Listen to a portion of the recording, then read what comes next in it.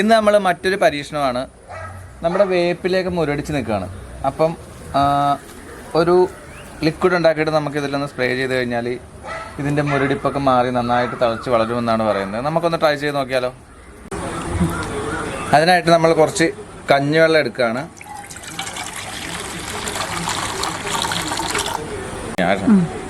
അപ്പോൾ ഇതിനുള്ളിലേക്ക് നമുക്ക് കുറച്ച് വിനാഗിരി ഒഴിച്ചു കൊടുക്കാം. 2 ഒരേ അളവിൽ എടുത്തിട്ടുണ്ട്. ഇത് ഞാനൊരു പ്രഷർ പമ്പിലേക്ക് ഒഴിച്ചു കൊടുക്കുകയാണ്. പ്രഷർ പമ്പിൽ അല്ലെങ്കിൽ ഇത് മിക്സ് ചെയ്തിട്ട് കൈ കൊണ്ട് നമുക്ക് തളിച്ചു കൊടുത്താലും മതി. പ്രഷർ പമ്പ് എൻ്റെ ഉള്ളതുകൊണ്ടാണ് ഞാനിപ്പോൾ ഇതിൻ്റെ അകത്തേക്ക് പ്രഷർ കൊടുത്തിട്ടുണ്ട്, ഫില്ല് ചെയ്തിട്ടുണ്ട്. നമുക്കൊന്ന് സ്പ്രേ ചെയ്ത് കൊടുക്കാം.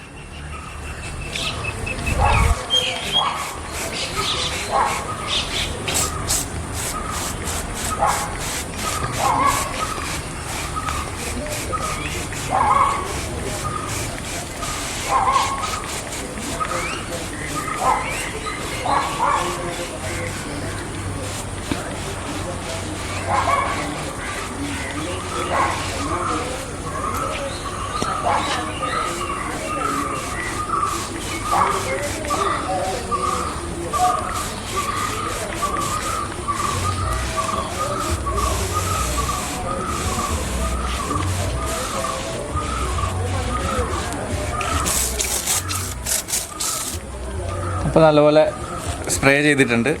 നമുക്കിനി എന്തെങ്കിലും വ്യത്യാസങ്ങൾ ഉണ്ടാവുമെന്ന് നമുക്കൊന്ന് വെയിറ്റ് ചെയ്യാം. അപ്പോൾ സ്പ്രേ ചെയ്തതിൻ്റെ ബാക്കി കുറച്ച് ഇതുണ്ട്. അപ്പോൾ അതിൻ്റെ അകത്തേക്ക് നമുക്കൊരു ചെറുനാരങ്ങ കൂടി പിഴിഞ്ഞൊഴിച്ചിട്ട് വേറൊരു പരിപാടിയുണ്ട്.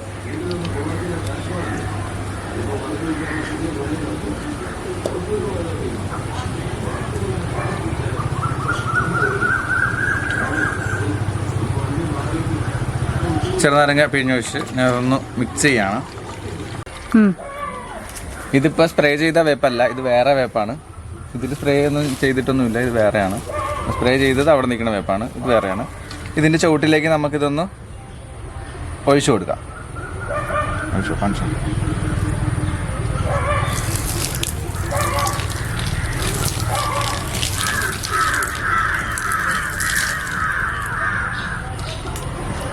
ഇങ്ങനെ ചെയ്താൽ വേപ്പ് തളുത്ത് പിടിക്കുമെന്നാണ് പറയുന്നത്. നമുക്കൊന്ന് നോക്കാം.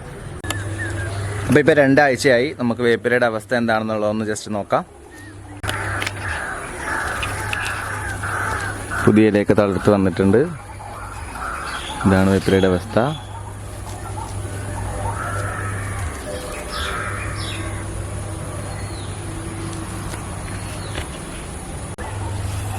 അപ്പോൾ നിങ്ങളും ഒന്ന് ട്രൈ ചെയ്ത് നോക്കിക്കോളൂ.